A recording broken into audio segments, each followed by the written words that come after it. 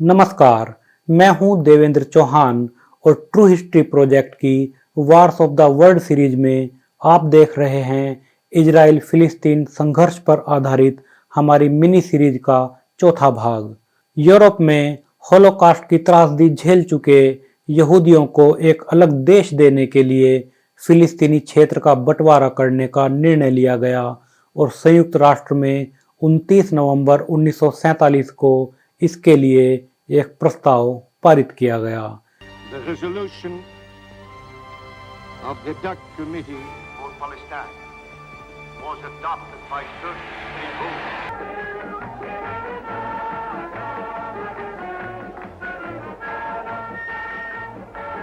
जब संयुक्त राष्ट्र संघ में फिलिस्तीनी क्षेत्र के फिलिस्तीन और यहूदी राष्ट्र में बंटवारे का प्रस्ताव पारित हो गया तो कई दशकों से चला आ रहा अरब यहूदी संघर्ष एक नए, लंबे और निर्मम युद्ध में बदल गया, जिसकी जड़ों में नस्लीय और धार्मिक कट्टरता थी।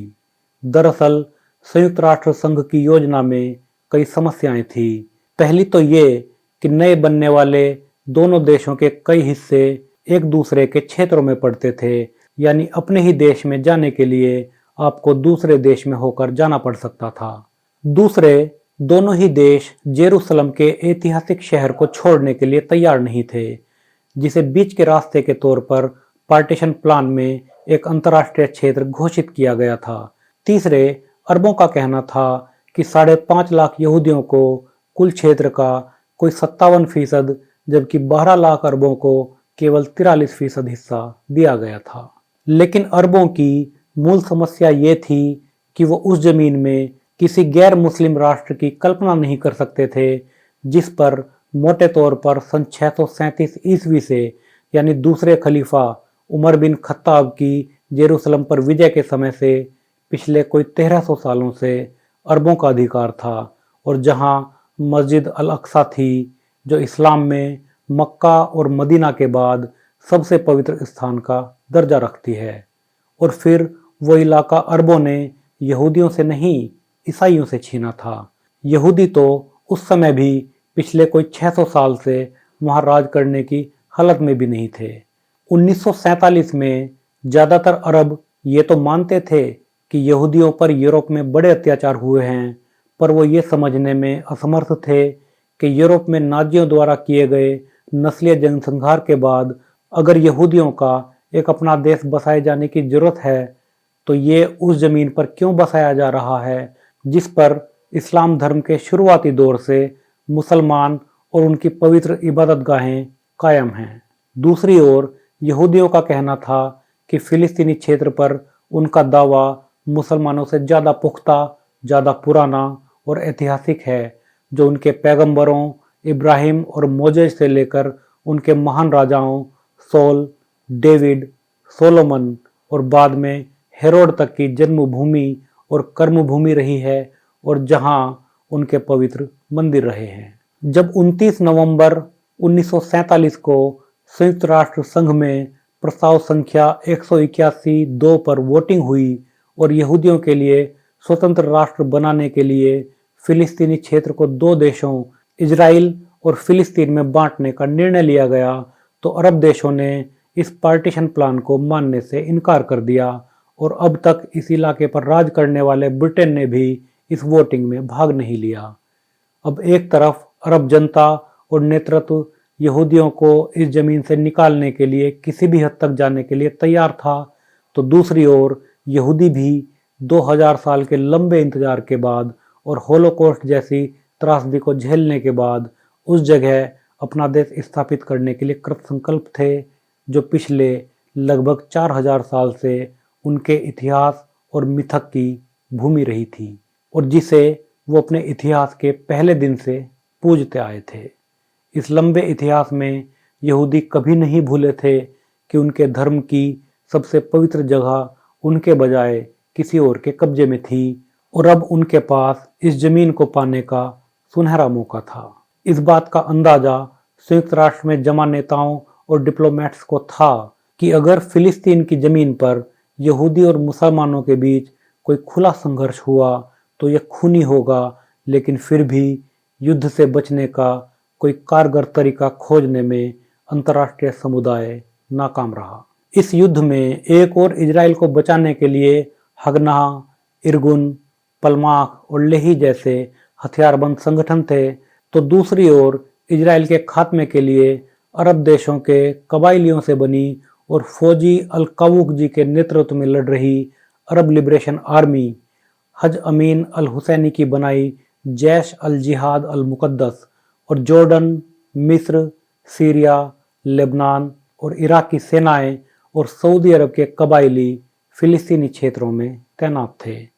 अरब लिबरेशन आर्मी या अरब साल्वेशन आर्मी का गठन अरब लीग के निर्देश पर किया गया था। इसमें 10,000 सैनिकों को भर्ती कराने का लक्ष्य रखा गया था। हालांकि इसमें कभी भी 6,000 से ज़्यादा सैनिक नहीं थे। ये सैनिक सीरिया, लेबनान और फिलिस्तीन से आए थे। जैश अल जिहाद अल मुकद्दस फिलिस्तीनी मुसलमानों की एक कबाइली सेना थी, जिसके पीछे हज अमीन अल हुसैनी की कट्टरपंथी सोच थी और जिसका नेतृत्व उसके भतीजे अब्दुल कादिर अल हुसैनी और एक दूसरे सैन्य अधिकारी हसन सलामा के हाथ में था। अपने लंबे चौड़े नाम के बावजूद इस सेना में कोई 1300 ही सैनिक थे और उन्हें भी जॉर्डन जैसे देश शक की निगाह से देखते थे। ये महत्वपूर्ण है कि अरब लिबरेशन आर्मी और अल जिहाद दोनों सेनाओं के कमांडर दूसरे विश्व युद्ध में जर्मन सेना के अधिकारी थे और जर्मनी की ओर से लड़ाई में भाग ले चुके थे। संयुक्त राष्ट्र में वोटिंग के बाद यहूदी अभी भी खुशियां मना ही रहे थे कि अगले ही दिन तेल अवीव और वेस्ट बैंक के बीच स्थित कफार सिरकिन गांव के पास 2 बसों पर हमला कर 7 यहूदियों की हत्या कर दी गई। इसके 1 महीने बाद पूरे फिलिस्तीनी क्षेत्र में चौतरफा हिंसा भड़क उठी, जब 30 दिसंबर 1947 की सुबह यहूदी अतिवादी संगठन इरगुन ने एक ऑयल रिफाइनरी के सामने काम की तलाश में इकट्ठा हुए अरब मजदूरों पर 2 ग्रेनेड फेंके, जिससे 6 मुसलमान मजदूर मारे गए और 42 घायल हो गए। इससे गुस्साई भीड़ ने बदले में दोपहर को 39 यहूदियों को मार डाला। उसी दिन शाम को यहूदी अर्धसैनिक बल पलमाख ने 2 मुस्लिम गांवों पर हमला कर 50 से ज़्यादा अरबी नागरिकों की हत्या कर दी। अगले दिन हिटलर की सेना में बोस्नियाई मुसलमानों को भर्ती कराने वाले और फ्रांस के रास्ते जर्मनी से वापस आए जेरूसलम के पूर्व मुफ्ती और नाजीवादी हज अमीन अल हुसैनी के नेतृत्व में अरब लड़ाकों ने एक तरफ जेरूसलम में रह रहे 1 लाख यहूदियों की और दूसरी ओर नेगेव के रेगिस्तान में अलग थलग यहूदी बस्तियों की नाकेबंदी शुरू कर दी। पूरे फिलिस्तीनी क्षेत्र की कुल यहूदी आबादी का 6ठा हिस्सा जेरूसलम में रहता था। तेल अवीव से जेरूसलम तक का मुश्किल रास्ता लातून के पहाड़ी इलाके से होकर गुजरता था, जिसमें कई अरबी गांव बीच में पड़ते थे। 14 जनवरी 1948 को अल जिहाद सेना के कमांडर अब्दुल कादिर अल हुसैनी ने खुद 1000 से ज़्यादा फिलिस्तीनी अरबों के साथ जेरूसलम में रसद पहुंचाने वाली यहूदी गाड़ियों के काफिलों पर हमला किया। इस हमले में यहूदी हथियारबंद दस्ते पलमाख के 35 जवान मारे गए, पर अल जिहाद के 200 से ज़्यादा सैनिक भी मारे गए और हमला नाकाम हो गया। इसके 11 दिन बाद फिर यहूदी काफिले पर हमला हुआ, जिसे नाकाम कर दिया गया।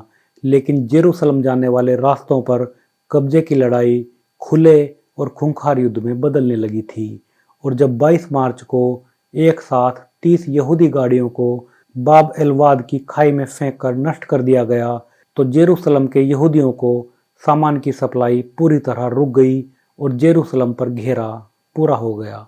जनवरी 1948 में ही सीरिया, अरब लिबरेशन आर्मी और अन्य विदेशी सैन्य दल अलग अलग दिशाओं से फिलिस्तीनी क्षेत्रों में घुस गए और आने वाले युद्ध की मोर्चेबंदी में जुट गए। जॉर्डन और मिस्र इस क्षेत्र में ब्रिटेन के मित्र देश थे। 7 फरवरी 1948 को लंदन में जॉर्डन की सेना के जनरल सर जॉन बैगट ग्लब या ग्लब पाशा और ब्रिटेन के विदेश मंत्री अर्नेस्ट बेविन के बीच गुप्त समझौता हुआ, जिसके अनुसार ब्रिटेन जॉर्डन को इजराइल की स्थापना के अगले ही दिन फिलिस्तीनी क्षेत्र में घुसने में मदद करता और वेस्ट बैंक इलाके को जॉर्डन में मिलाने को मान्यता देता, पर जॉर्डन को जेरूसलम में नहीं घुसना था। खास बात यह है कि इस समझौते में फिलिस्तीन की स्थापना की कोई बात ही नहीं हुई, यानी जॉर्डन खुद भी फिलिस्तीन के बनने को लेकर कोई बहुत उत्सुक नहीं था। इस समय यहूदी और अरब लड़ाकों के बीच हिंसा की घटनाएं बढ़ने लगी थी। 22 फरवरी 1948 को अल हुसैनी के लड़ाकों ने एक के बाद एक 3 कार बम धमाकों में प्रमुख यहूदी अखबार, यहूदी बाजार और जेविश एजेंसी के पास के इलाकों में हमला कर 88 से ज़्यादा यहूदियों की हत्या कर दी। इस काम में ब्रिटिश फौज के कुछ भगोड़े सैनिकों ने भी अरबों का साथ दिया।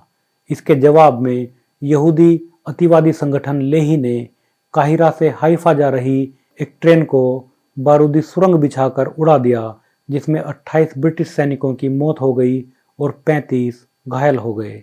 इसी तरह के एक और हमले में 31 मार्च 1948 को लेही ने एक तटीय शहर सिजेरिया मैरीटाइमा में 40 अरबी नागरिकों की हत्या कर दी। पूरे क्षेत्र में जारी हिंसा से परेशान अमेरिकी सरकार ने 1 अप्रैल 1948 को संयुक्त राष्ट्र में एक प्रस्ताव पेश किया कि यहूदी फिलिस्तीन समस्या पर फिर से गौर किया जाए। इससे यहूदी राष्ट्र का स्वप्न बनने से पहले ही बिखरने का संकट पैदा हो गया, क्योंकि बिना अमेरिकी कूटनीतिक और आर्थिक सहायता के यहूदी अरब देशों के हमले से अपनी भूमि की रक्षा नहीं कर सकते थे। इसलिए डेविड बेन गुरियन और गोल्डा मायर ने तुरंत अमेरिका में यहूदी समूहों की सहायता से अमेरिका को मनाने के लिए कूटनीतिक गतिविधियां तेज कर दी। साथ ही सोवियत नेता जोसेफ स्टालिन ने भी इजराइल के आत्मरक्षा के अधिकार का समर्थन किया और मध्य पूर्व में हथियारों के निर्यात पर लगी रोक से बचकर इजराइल तक हथियार भिजवाए गए। इस तरह रूसी खेमे के देश चेकोस्लोवाकिया से यहूदी एजेंट्स को बड़े स्तर पर भारी युद्ध हथियारों की तस्करी संभव हो सकी। युद्ध के दूसरे चरण में इन हथियारों का यहूदियों के सफल युद्ध संचालन में बड़ा योगदान रहा। दूसरी तरफ अरब नेता भी एक मजबूत संयुक्त सेना बनाने में लगे थे। अक्टूबर 1947 में ही इराकी जनरल इस्माइल सफवत ने अरब लीग के एक सम्मेलन में अरब नेताओं को बताया था कि सैनिक संगठन में, हथियारों में और पैसे में यहूदी फिलिस्तीन और बाकी अरब सेनाओं से बेहतर साबित हो सकते हैं। इसलिए अरब सेनाओं को चाहिए कि तुरंत ही अपनी सेनाओं को फिलिस्तीनी सीमाओं पर तैनात कर दें और एक बड़ा फंड इस युद्ध के संचालन के लिए स्थापित करें। लेकिन अपनी सैनिक क्षमताओं के बारे में गलतफहमी का शिकार अरब नेताओं ने उनकी सलाह को दरकिनार कर दिया। फंड की स्थापना के बारे में सब एक राय थे, पर इस पर भी कोई ठोस कदम नहीं उठाया गया। जहां यहूदी नेतृत्व ने विदेशी हथियारों की खरीद के लिए 2 करोड़ 80 लाख डॉलर रखे, अरब हायर कमेटी का कुल हथियार बजट केवल 22 लाख डॉलर था। अरब लीग ने 10 लाख डॉलर का बजट अरब लिबरेशन आर्मी के लिए रखा, पर यह पैसा भी कभी इस आर्मी को मिला ही नहीं। सीरिया ने भी चेकोस्लोवाकिया से हथियार मंगाने के लिए समझौते किए, पर हगना की कार्रवाई के कारण वे हथियार कभी अरब सेनाओं तक पहुंचे ही नहीं। अल जिहाद सेना की हालत और भी खराब थी, क्योंकि इसके पास अपना कोई बजट ही नहीं था। इसके हथियार पुराने थे या ब्लैक मार्केट से खरीदे गए थे और इनके पास भारी हथियार तो थे ही नहीं। मार्च 1948 तक यहूदी सेना के मुख्य केंद्र हगना के पास भी हथियारों की कमी थी। हालांकि यहूदी क्षेत्रों में कई राइफल बनाने की फैक्ट्रियां चल रही थी, जहां कारतूस और डायनामाइट बनाया जा रहा था। फिर भी नवंबर 1947 तक हर 3 यहूदी लड़ाकों के पास एक ही राइफल थी। लेकिन नया बन रहा यहूदी राष्ट्र इस कमी को नहीं झेल सकता था। यहूदी सेना के निर्माण के लिए पैसों की जरूरत थी और इसके लिए बाद में इजराइल की प्रधानमंत्री बनी गोल्डा मायर ने अमेरिका का दौरा किया और दिसंबर 1947 तक कोई 2.5 करोड़ डॉलर दान में जमा किए। मार्च 1947 से लेकर अगले 2 सालों में यहूदी नेताओं ने यूरोप और अमेरिका से दान और सहायता के रूप में जो 13 करोड़ डॉलर जमा किए, उनमें से लगभग 8 करोड़ डॉलर हथियार खरीदने में ही काम आए। मार्च 1948 से ऑपरेशन बलाक के अंतर्गत एक ट्रांसपोर्ट प्लेन लीज पर लिया गया जो चेकोस्लोवाकिया से यहूदी सेना के लिए हथियार लाने में काम आया। अप्रैल 1948 की शुरुआत में हजारों राइफलें और सैकड़ों मशीन गन लेकर एक पानी का जहाज तेल अवीव के बंदरगाह पर उतरा। इस तरह मार्च के बाद हगनाह ने रक्षात्मक के साथ साथ आक्रामक गतिविधियों को भी अंजाम देना शुरू किया। जब मई में युद्ध शुरू हुआ तो शुरू के कोई 3 सप्ताह अरब सेनाओं के पास बेहतर और ज़्यादा हथियार थे, लेकिन जून से इजराइल ने इस मामले में पहले अरब सेनाओं की बराबरी की और फिर उन पर बढ़त बनानी शुरू कर दी। इजराइल की स्थापना, युद्ध की शुरुआत और ब्रिटिश मैंडेट की समाप्ति एक साथ हुए और इसी के साथ इस क्षेत्र में ब्रिटिश नौसेना द्वारा हथियारों की सप्लाई रोकने का अभियान भी थम गया। फिर इजराइल ने चेकोस्लोवाकिया से एविया S-199 और सुपर मरीन स्पिटफायर जैसे लड़ाकू विमान भी खरीदे और इस्तेमाल किए। साथ ही हथियार बनाने की पूरी फैक्ट्रियां भी खरीदी गई और इजराइल में स्थापित की गई। इसी के साथ अमेरिका और यूरोप से यहूदी और गैर यहूदी सैन्य अधिकारियों ने आकर नई यहूदी सेना को प्रशिक्षित करने का काम भी किया।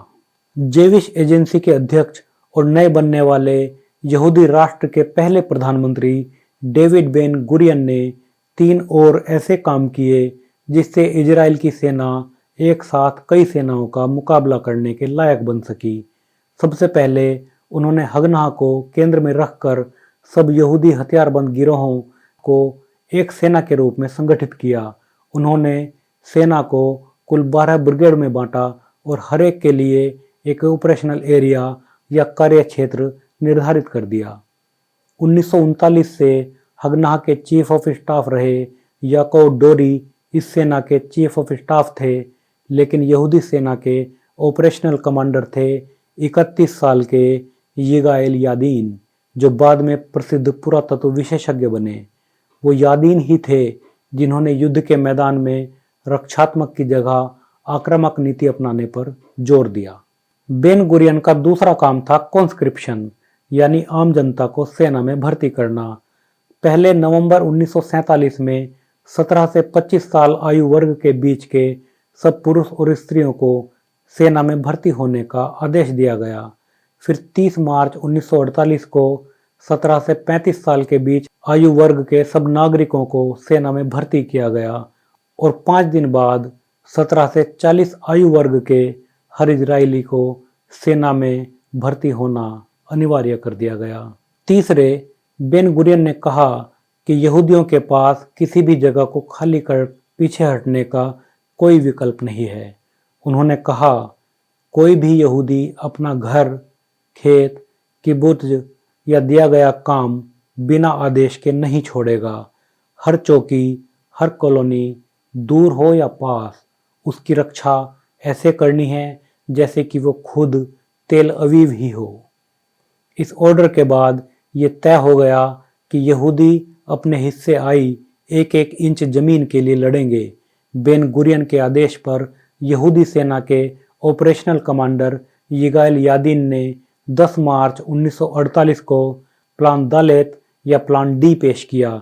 75 पेज के इस दस्तावेज का मुख्य सूत्र ये था कि यहूदी राष्ट्र की कोई भी जमीन फिलिस्तीनी क्षेत्र से ना घिरी हो। इसके लिए सड़कों या बीच में आए फिलिस्तीनी क्षेत्रों पर कैसे हमला और कैसे कब्जा करना है, ये भी इस प्लान में दिया गया था। 4 अप्रैल को अरब लिबरेशन आर्मी के कोई 1000 सैनिकों ने 7 सीरियाई तोपों के साथ एक गांव मिशमार हायमेक पर हमला किया। तब तक चेकोस्लोवाकिया से हथियारों की पहली खेप तेल अवीव आ चुकी थी और अब यहूदी सेना अरबों का मुकाबला करने के लिए तैयार थी। अगले दिन 5 अप्रैल को हगनाह की गिवाती और हारेल ब्रिगेड के कोई 1500 जवान जेरूसलम की सड़क पर आगे बढ़े और उन्होंने अपना रास्ता रोकने वाले हर अरबी गांव को तबाह कर दिया। इसके जवाब में अब्दुल कादिर अल हुसैनी ने खुद सामने आकर यहूदियों का सामना किया, पर अल कस्ताल के पास 7 और 8 अप्रैल की दरमियानी रात को हुई खूनी मुठभेड़ में उनकी मौत हो गई। इससे अरब हलकों में गम, गुस्से और मायूसी का आलम छा गया। हुसैनी की मौत के बाद फिलिस्तीनी लड़ाकों का आत्मविश्वास टूट गया और उन्होंने जगह जगह हमले करने के बजाय एक बड़ा सा पत्थर लगाकर जेरूसलम जाने वाले मार्ग को अवरुद्ध कर दिया। इस समय अरब लिबरेशन आर्मी में एक ड्रूज रेजिमेंट भी थी, जो कोई 1000 साल पुराने ड्रूज संप्रदाय को मानने वाले सैनिकों से बनाई गई थी। यहूदी जासूसों ने ड्रूज रेजिमेंट के सैन्य अधिकारियों को अरबों के बजाय यहूदी सेना की ओर से लड़ने के लिए मना लिया। यहूदियों को लगता था कि मिशमार हाईमेक जैसे हमले को रोकने के लिए जरूरी था कि यहूदी इन गांवों पर अपना नियंत्रण कर लें। अभी मिशमार हाईमेक की लड़ाई जारी थी और यहूदी सेना ने आसपास के गांवों पर कब्जा करने का काम शुरू कर दिया। 9 अप्रैल को यहूदियों के इरगुन और लेही संगठनों के हथियारबंद दस्ते जेरूसलम से 5 किलोमीटर दूर करीब 800 अरब नागरिकों के गांव देर यासीन में घुसे और एक बड़ी आतंकवादी घटना में 120 अरबी नागरिकों और 7 अरबी सुरक्षा कर्मियों की हत्या कर दी गई। यहूदी दस्तों ने घरों में ग्रेनेड फेंके और फिर उनमें घुसकर अंधाधुंध फायरिंग की। मारे गए नागरिकों में बच्चे और महिलाएं भी शामिल थे। और ये सब तब हुआ जब बहुत से गांवों की तरह इस गांव के लोगों का भी कुल 3 महीने पहले ही यहूदी दस्तों से एक समझौता हुआ था कि गांव के लोग अरबी लड़ाकों को अपने यहाँ जगह नहीं देंगे और बदले में यहूदी दस्ते गांव पर हमला नहीं करेंगे। यहूदियों का कहना था कि पिछले कुछ दिनों से यहूदी गुप्तचर खबर दे रहे थे कि देर यासीन के लोग आसपास के गांवों में अरबों और यहूदियों की लड़ाई में हिस्सा ले रहे हैं। इस समय इरगुन के नेता थे मेनाकेम बेगिन, जो बाद में इजराइल के प्रधानमंत्री भी बने। हगना ने इस हमले पर अफसोस जताया और जेविश एजेंसी ने जॉर्डन के शाह अब्दुल्ला को एक पत्र लिखकर माफ़ी भी मांगी। लेकिन पूरे फिलिस्तीनी क्षेत्र में इससे दहशत फैल गई और रातों रात अरब नागरिकों ने अपने घर बार छोड़कर आसपास के देशों, खासकर जॉर्डन, मिस्र और लेबनान में शरण लेनी शुरू कर दी। ये उस तबाही की शुरुआत थी जिसे अल नकबा कहा जाता है। मुसलमानों का आरोप था कि यहूदी हथियारबंद दस्ते अरब गांवों पर हमला करते और बाहर भागने के एक रास्ते के अलावा सब रास्तों को बंद कर देते। मजबूरी में अरब ग्रामीण अपने घरों से ज़रूरत का सामान निकालते, घरों को ताला लगाते और चाबी को अपने गले में लटकाकर शरणार्थियों की उस लंबी लाइन में शामिल हो जाते जो उत्तर में लेबनान, पूर्व में जॉर्डन और दक्षिण में मिस्र में बन रहे शरणार्थी शिविरों तक तेजी से फैल रही थी।